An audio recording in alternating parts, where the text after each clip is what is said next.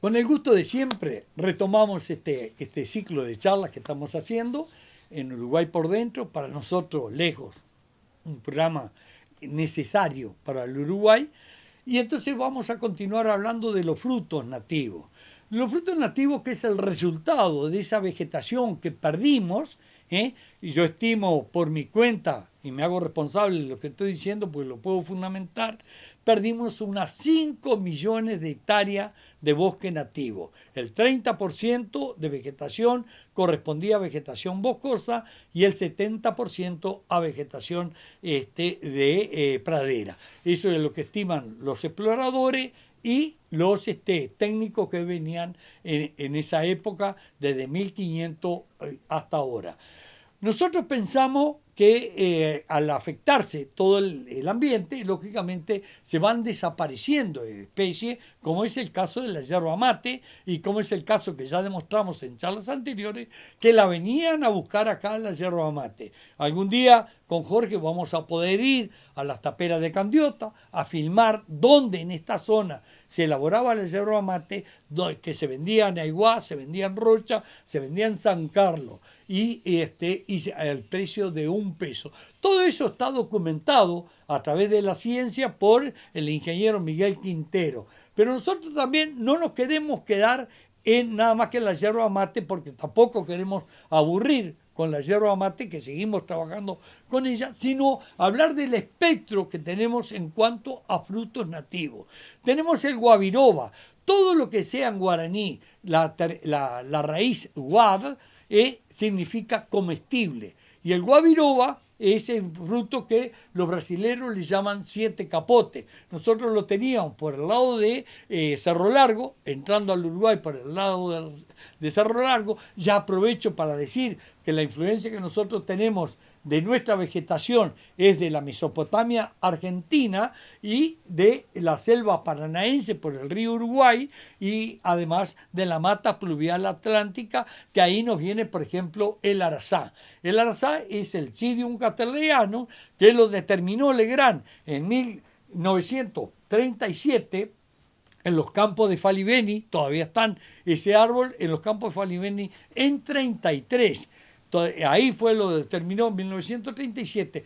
Ese producto nosotros lo tenemos, se ve prácticamente, se aparece un poco en Cerro Largo, en 33 y en Rocha. ¿Por qué? Porque viene de la mata pluvial atlántica y no se da en el centro ni en el litoral de nuestro país.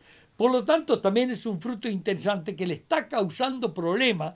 Por eso el cuidado, toda la campaña que hay que hacer cuando uno introduce vegetales a un estado. Nosotros estamos no quiero, algún día va a haber que hacer una audición especial para hablar de todos los enecios del madacariense y de todos los enecios que nos están causando problemas en los cultivos agrícolas, de todas las plagas del capín anoni, todo lo que le preocupaba, y lo voy a decir porque Jorge va a estar de acuerdo, todo lo que le preocupaba y sabía don Artigas Damiano, que lo comentábamos con él siempre. Todo eso va a haber que encararlo, porque es de lo que vivimos. Y los frutos nativos que nosotros tenemos, que estamos durmiendo en los laureles y que tenemos que trabajar mucho más, yo había hecho referencia a el guayabo del país.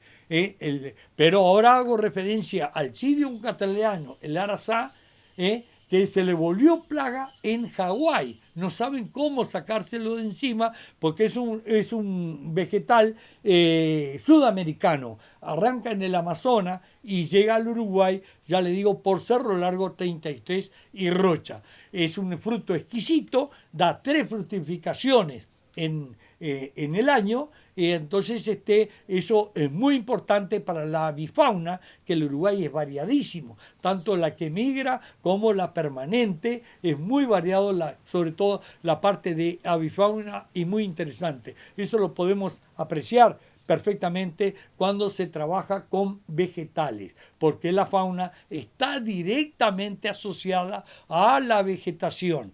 Entonces, el guabiroba o siete capote también pertenece a la familia de la mirtácea, a la familia del arazá, a la familia del guayabo, y nosotros entraba al Uruguay por no solamente por Cerro Largo, Sierra de Río, sino también en el litoral norte antes de llegar Pueblo Constitución, antes de llegar a Bella Unión.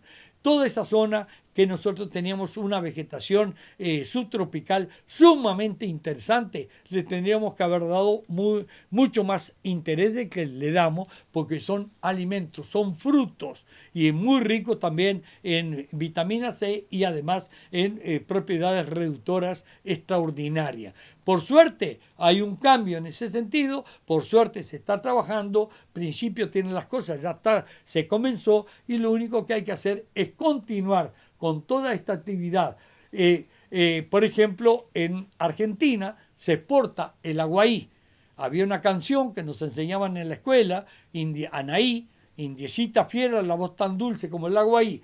El aguaí se da en el río Uruguay al norte y además se da en todo el cordón serrano.